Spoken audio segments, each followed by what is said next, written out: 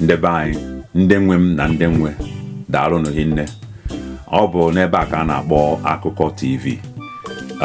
Ịma na Akụkọ TV na onwe program anyị na-eme a na-akpọ Ride with Cola-Man.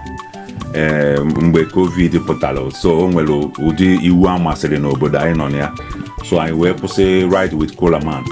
Emechaa anyị wee bidokwa Talk with Cola-Man. Anyị bido Talk with Cola-Man. O nwere ka o si do anyị wee nweta obere ezumike, mana kịta anyị na-ebidokwa ịfụ na anyị agbaisịa n'ọkụ anyị, gbaisi everything ọ na-enwu, ma microphone ma background anyị, ị na-anya n'azụ ma ị ga-afụ osimiri dị m n'azụ. Anyị wee na-asị ka anyị were ohere a wee na-agwa ụnụ na very soon na anyị ga-ebidokwa with Talk with Cola-Man, ebe anyị ga na-akpọta different people wee na-ajụ ha ajụ ihe gbasara ihe ha na-eme n'obodo. Ọ bụrụ ihe ha na-eme n'obodo be anyị bụ Biafran land, bụrụ ihe ha na-eme na obodo anyị nọ na ya bụ Vienna, Austria, ma ọ bụ anyị nwere ike na-akwụkwa ife gbasara ife na-eme n'ụwa, ụmụ ihe social issues a anyị akpatụsịkwa ya aka. Ọ bụ program a na-akpọ Talk with Cola-Man. Anyị ga na-afụ different faces. Mbọsọ bụ na onwe ogodo onye bịa anụ mụ na onye nke osote m, anyị ekwuo ife dobara agha.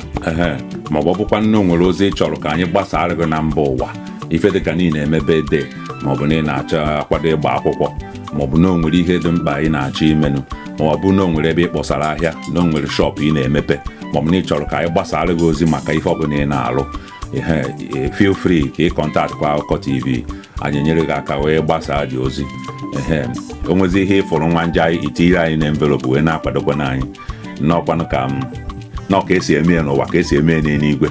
So anyị na-asị ka anyị na-akọwara ụnụ ka ụnụ wee nwee ike na-aghọta na Akụkọ TV bụkwanụ nke anyị. A sị na nke anyị bụ nke anyị.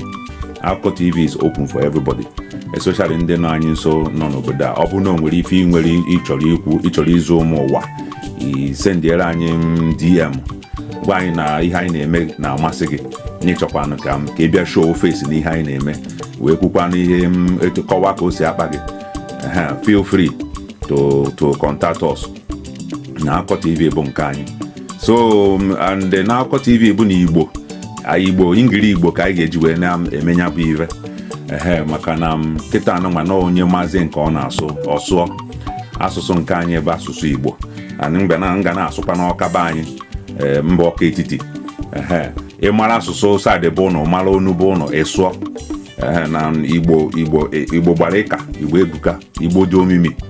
So ihe ọzọ anyị na-achọkwa ịgwakwa ụnụ bụ ụnụ na-awọchị. Ọ bụrụ na ife Akụkọ TV na-eme na-amasị ụnụ, biko ụnụ ana na-echefu iklik that like button, maka the more ị na-eklik that like button, the more YouTube na Facebook na-eshi akwa to other people, wee na-amatakwa na Akụkọ TV na-eme exist.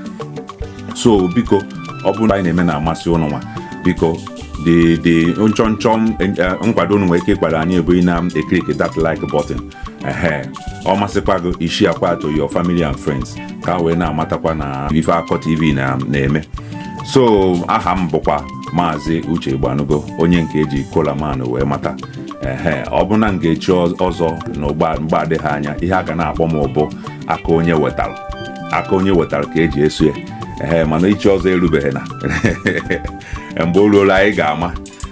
Mana echuzugo m afa m, aka onye wetara ka anyị ji eso ya. Ngwa ọ bụ na ife Akụkọ TV na-eme na-amasị gị, share vidio a, tụsasịa ya, na ọ bụrụ ndị otu anyị ọsịgo tụsasịa ya ebe niile. Ọ bụ na ị sọskraịbụ hekwa na Akụkọ TV, ịjakwana ga sọskraịbụ. Ọ ya bụ mgbe anyị ọpụloduru vidio, ọ gbaa n'aka ekwentị gị na onwekwa vidio Akụkọ TV tụnyere n'ife ịntanetị, ijekwana jenene ya marakwana nke a na-akọ. So anyị na-ekene ụnụ, daalụnụ hinne nke onye chiri nya zelu, ka anyị pụtakwanụ.